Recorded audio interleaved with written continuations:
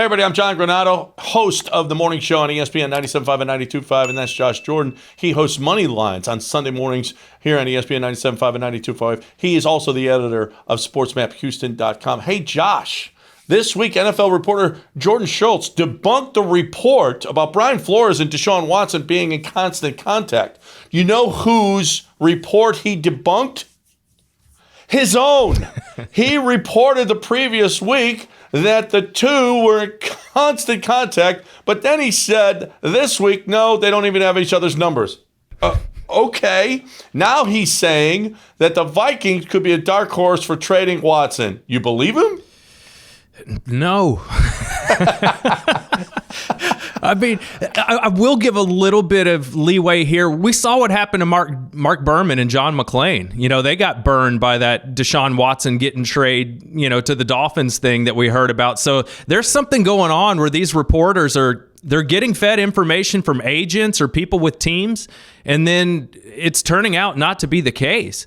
And the thing with Jordan Schultz, he must have some kind of connection to Deshaun for him to, because in his podcast, I think it was this week, he said that he thinks Deshaun would reconsider his no trade clause in a place like Minnesota, and that he has contacts that lead him to believe that that's the case. The thing with Flores and Deshaun is you wonder if they were they maybe worried about some tampering or something like that saying that they were communicating with each other back and forth, and they were on different teams. But bottom line is the Adam Schefters of the world, all these guys, they're missing a lot more than they used to, and I don't think that's going to stop. I think it's all going to be misinformation for a while. Well, that's all we had is misinformation. That's all we've really had. I think that Miami might have been a real thing. There have been reports behind the scenes that they were actually working. Rusty Harden has said, yeah, we were close to a deal, couldn't get it all done. Whatever. The case is, until Deshaun has all of this stuff, the criminal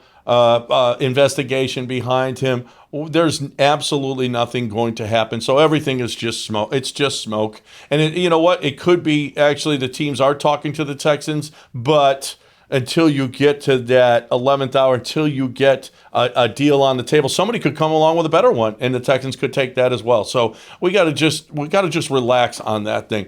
Now, there's also all kinds of rumors about the Texans and the head coaching job. Josh McDaniels, Gerard Mayo, Kevin O'Connell, and yet none of them have interviewed.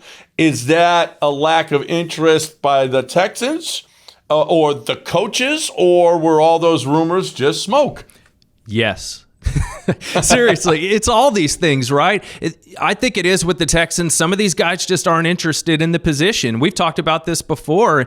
There's been some ratings on some of these websites, NFL.com, and they have the Texans as the most desirable job. And it's not just the talent. You have to have a coach that's willing to be told what to do. Caserio, Easterby, you're going to have to go along with what they want you to do, and you have to be cool with that. The other thing is, I think this is a lot of connecting dots. Instead of reporting, people are like, oh, well, Mayo and Easterby and Caserio were together with the Patriots, so it would make sense that the Texans want Gerard Mayo, or it would make sense that they want Josh McDaniels. Are they necessarily hearing that, or does that just make sense? I think it's part of that, too. Hey, I know this for a fact, that Deshaun Watson is worried about what city he goes to, that he really likes Miami. He wants to go to a city with a lot of activity, where that is that's got some nightlife, that he has some other opportunities in.